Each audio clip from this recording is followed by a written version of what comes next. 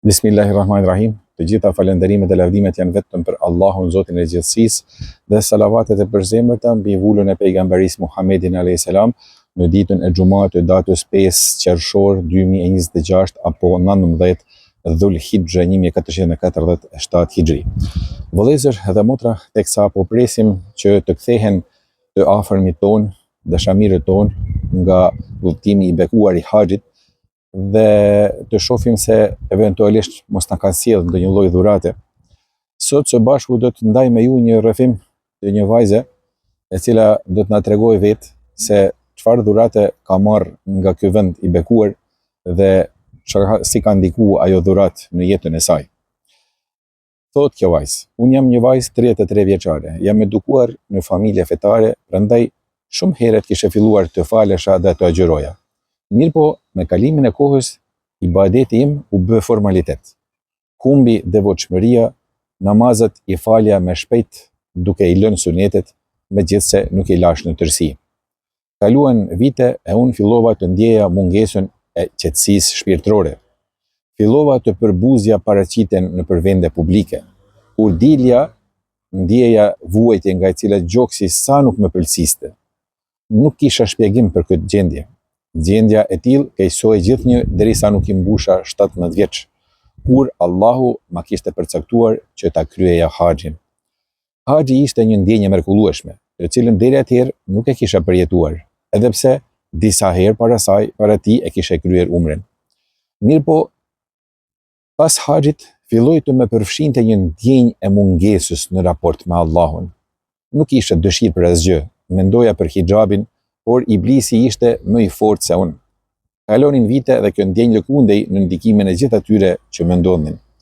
I analizova të gjitha këto mangësi, por pa sukses.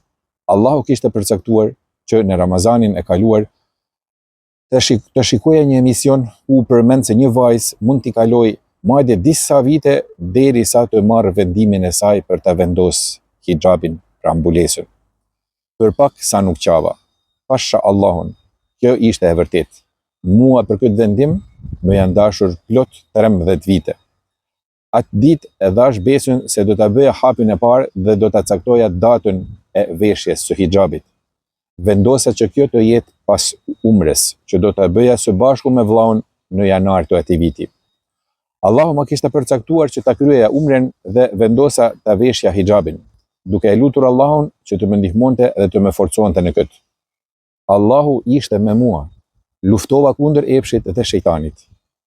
Vendimin ja tregova vëllaut derisa ishim në aeroplan gjatë kthimit ton në vendindje. Nga gëzimi i madh, ai më përqafoi dhe më tha: "Këtë nga ti që mua te e kam pritur." Vllai im më pyeti a i kisha lajmëruar prindrit për këtë vendim.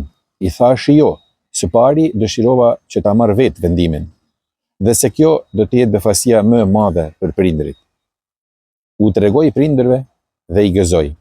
Atëherë babai më tha atë që kurrë në jetë nuk do ta harroj. I tha: "Kjo është dhurata më e dashur që ma ke sjell nga qabja." Kisha ndjenjën se e gjithë bota është e imja dhe se në atë çast gjetët diçka që e kisha humbur ka herë. Tani e kuptova shkakun e vuajtjes në periudhën e adoleshencës. Ishte pakujdesia dhe largimi nga Allahu. Nuk mund ta përshkruaj ndjenjën kur e fillova jetën me hijabin.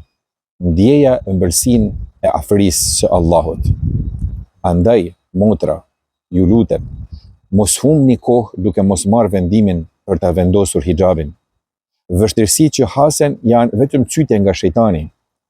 Kur të arrini të kaloni këto vështirësi, do ta ndjeni qetësinë që e keni pas humbur. Dhe, në fund, a thua Zoti jon nuk meriton që ta kënaqim me shamin në kokë?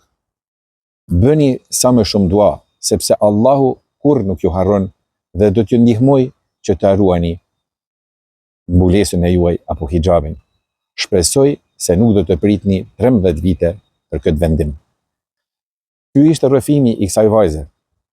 Si këtë rrëfim le ta marrim vendimin për çdo çështje të fesë në këtë jetë, vëllezër dhe motra. Mos të hezitojmë, sepse jeta i ka ditët e numëruara e ato numrin e të cilëve ne nuk e dim, mund të na vinë befas dhe të mos kemi shans kur asnjëherë që të bëjmë ato vepra të mira me të cilat e kënaqim Allahun subhanahu wa taala. Shfrytëzoj rastin që nga ky ambient i bukur i pyllit të pishave në Ulqin, ju përshëndes. Esselamu alaikum rahmetullahi wa barakatuhu.